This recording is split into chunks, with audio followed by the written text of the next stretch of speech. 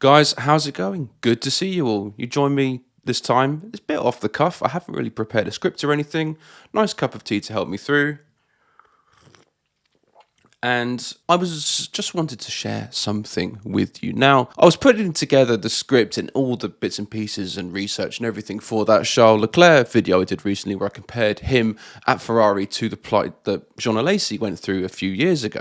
And whilst researching this video, I went through the records and history of Ferrari and everything, and the whole structure and everything of who owns the team and all that sort of stuff. And also comes into this their lack of titles since 2007 and 2008. And a thought kind of came to me.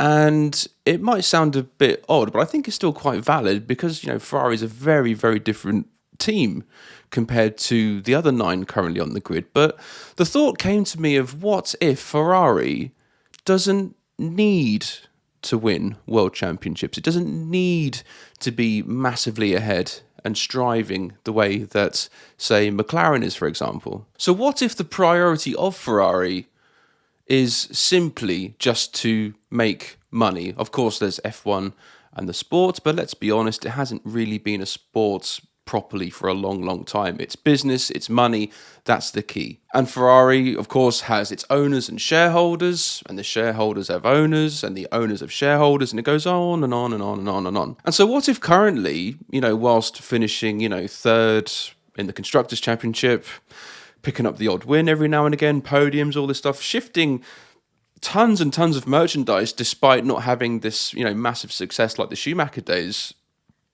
What if financially they're doing absolutely fine? And what I mean is the effort and investment it would take for Ferrari to climb up the grid to get to a position where they are consistently and reliably in a position to win Grand Prix every single weekend. What if that, for the owners of Ferrari and the shareholders of Ferrari, is too much? It's too much investment, it's too much risk, and all these financial and money people, they don't like risk, they like certainty. And for that, which means sport might be a bit of a funny area for them. So what they're cooking up right now is, they're reliably finishing in the positions they are. They've got big names as drivers, shifting a lot of merch, getting lots of publicity.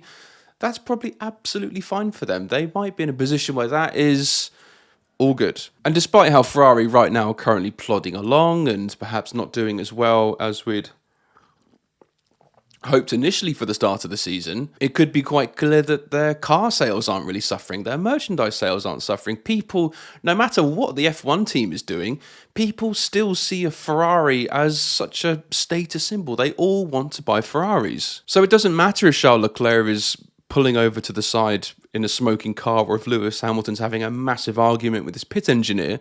At the end of the day, they're still gonna flog Ferraris. And you know what, from reading the comments and a few videos, there's a few Ferrari fans who've been in touch and gave their thoughts. And you know what, I feel for you guys, I really do, because there's a lot of people who have said, I've always been a Ferrari fan, I've absolutely loved what they've done and everything, but they don't represent Ferrari to me now. Right now, they come across as a bit of a shambles.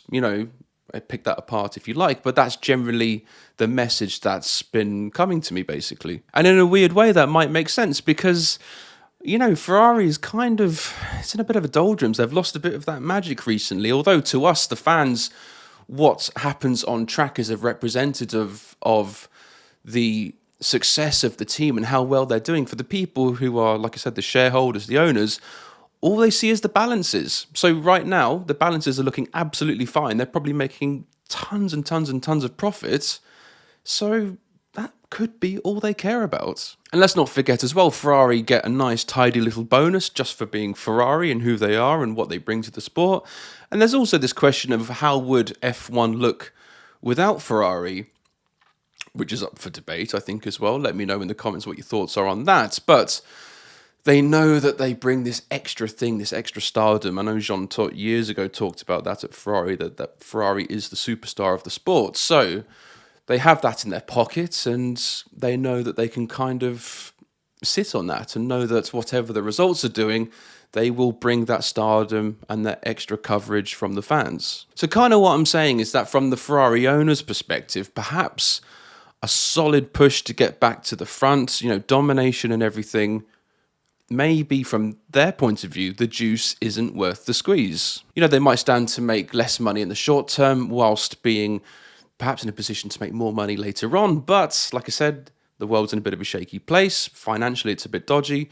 They're currently sitting on something which is a sure thing, so why upset that? And you know what? If that was the case, I wouldn't blame Ferrari for doing this, because unlike other teams, they don't sit on this kind of trapdoor where if everything went wrong, they'd be gone completely. Ferrari is an institution. No matter what happens, no matter what's happening on the track, they'll be absolutely fine, I think. So I know it is a bit of a strange thought, and I know there's enormous arguments against it to say, Paul, honestly, you are talking rubbish. But with these sort of things happening, it's just bizarre to think how a team like Ferrari can be so bad for so long and have nothing to do, no major changes be done against it. Because it seems like every single year since, the 2010s, it's always been a mix of dodgy car and bad strategy and misused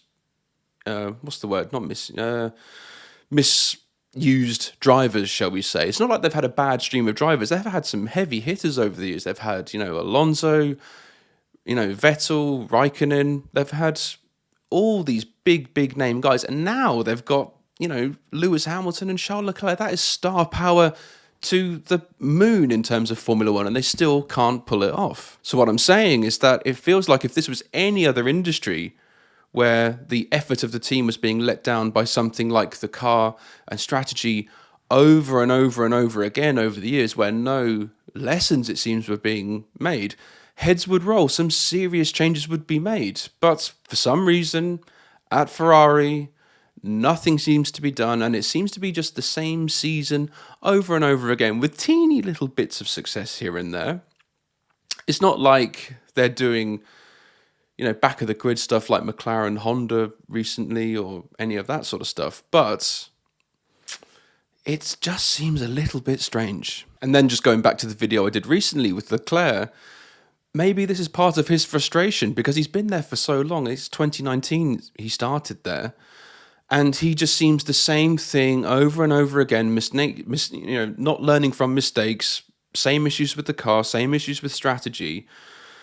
And I wouldn't be surprised if he's on the brink of a mental breakdown. I really wouldn't, because he has got to know that perhaps if I was in another team, in another position, if he was over at, Mercedes, Red Bull, or even perhaps Aston Martin, especially with Newey on board, they would take these things and grow and develop, because those other teams are in a different universe to Ferrari almost. They have to act and be better at the sport, otherwise they're finished, they're gone. Whereas Ferrari can just keep pootling along, knowing that no matter what happens, they're still going to sell cars, they're still going to make millions, billions of dollars, and they'll be absolutely fine. So I know this is a bit of an odd one. It's a bit of a strange thing. Like I said, I haven't really, I haven't prepared anything. It's simply going back on what I was thinking when I was doing the Leclerc thing. And I thought, I've got to talk about this separately. But it's just something I kind of thought about. And I'd love to hear what you guys think about this as well. Let us know what you think in the comments and everything. It'd be great to see if I am in fact talking rubbish or if there is some sort of point. And also, I just wanted to say thanks for coming back and rediscovering the channel. I know it's been ages and ages since I did videos. Maybe I think it was like 3 or 4 months or something like that.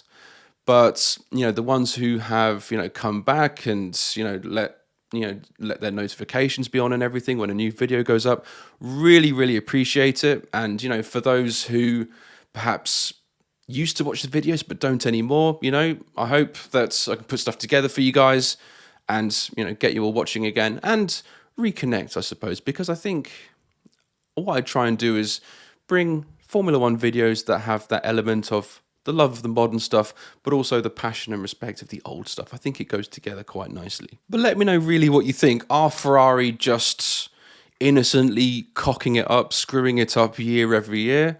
Or is it perhaps a more thought out, constructed approach to Formula One, which mainly benefits the business and sees the sports coming up behind in second, treated as a lesser priority?